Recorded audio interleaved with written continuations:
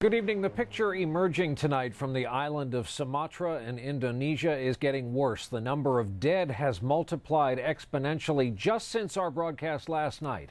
And there has been another strong quake, and now the effort to find and rescue survivors in one of two separate disasters we're covering, by the way, has now become even more urgent.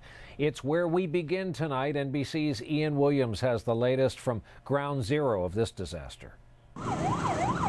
We drove into a traumatized city without power or water. An estimated 500 buildings badly damaged. Hotels, shops and a school were among the many leveled by the ferocity of a quake that killed at least 1,100 people. The worst devastation is here in the center of Padang, where entire buildings have collapsed. This all that remains of a shop front. The cars as they were when that quake hit with such force last night.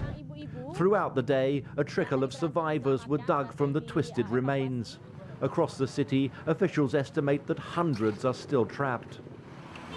A big 6.8 magnitude aftershock today has further frayed the raw nerves here. Really frightening. Everybody frightened about the tsunami, you know.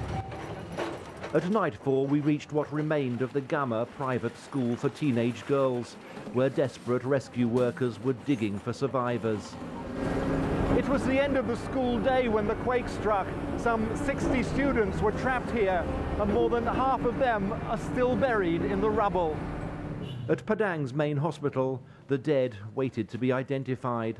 The corridors crowded with the injured. And you all ran? We just ran, and don't know what happened. Doris told me how his mother failed to escape the family's collapsing house and how they dug her out with their bare hands. Yes, quite. Was it difficult? It's very difficult. I don't know, the concrete is very, very heavy. Part of the hospital also collapsed, so the operating theatre is now a tent, and supplies are running dangerously low. Until now, our drug is off now. You're running out? Yes. In Padang, fearing more aftershocks, cars and tents are judged safer than damaged or shaken homes. While at the Gama school, rescue workers continue to dig into the night in the hope of finding more children alive. Ian Williams, NBC News, Padang. Afraid to say, reports are grim as well tonight from the Samoan Islands, 5,000 miles away, the scene of the other disaster, a series of powerful tsunamis there after an underground earthquake. Tonight, the confirmed death toll there is climbing towards 200. NBC's Lee Cowan is in Samoa tonight. This is the scene in countless villages around Samoa and American Samoa today. Hurried memorials for the dead still being picked from the ruins. The elderly woman who lost her life here is being mourned not in her church. There's still too much water. Instead, her body is carried down the main road back to her home, where there is nothing left. The death toll here continues to rise as bodies are recovered from a muddy mess of swamps littered with debris, as well as from the water. Victims washing back ashore. We don't have a head count on the amount of people, but from what we were told, there were a lot of people that were still sleeping at the time of the tsunami. The morgues at the local hospitals are full. Refrigerated containers, a grim reminder of the climbing toll.